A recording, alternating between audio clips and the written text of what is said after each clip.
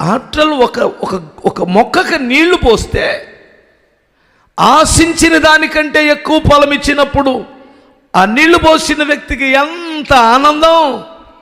నిన్ను నన్ను దేవుడు మంచి స్థితిగతులు ఇచ్చి, భోజనం పెట్టి, ఆరోగ్యం ఇచ్చి, మనశ్శాంతినిచ్చి, మనలను బ్రతకనిస్తూ పోషిస్తున్నాడు.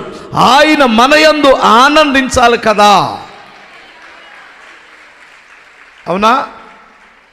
ఒక్కసారి మనల్ని మనం ప్రశ్నించుకుందాం, దేవుడు మన యందు ఆనందించగలుగుతున్నాడా? హల్లెలూయా. ఇక్కడ మూడు మాటలు చెబుతాను. తన యందు, అబ్బా ఏమి మాట అండి ఇది! ఆయన ఆనందించాలంటే ఏం లేదు, పెద్ద ముక్కంతా తిప్పి చూపించాల్సిన అవసరం లేదు.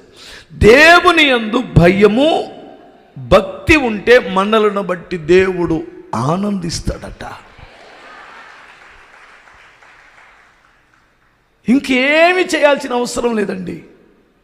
భక్తి ఉంటే దేవుని సన్నిధిని నువ్వు నిర్లక్ష్యం చేస్తావా?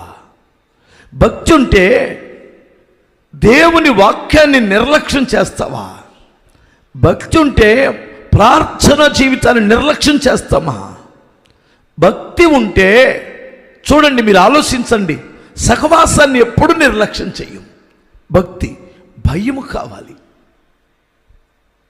స్తోత్రం చెప్పగలరా? క్రియలో లేని విశ్వాసము మృతము. క్రియలో లేని విశ్వాసం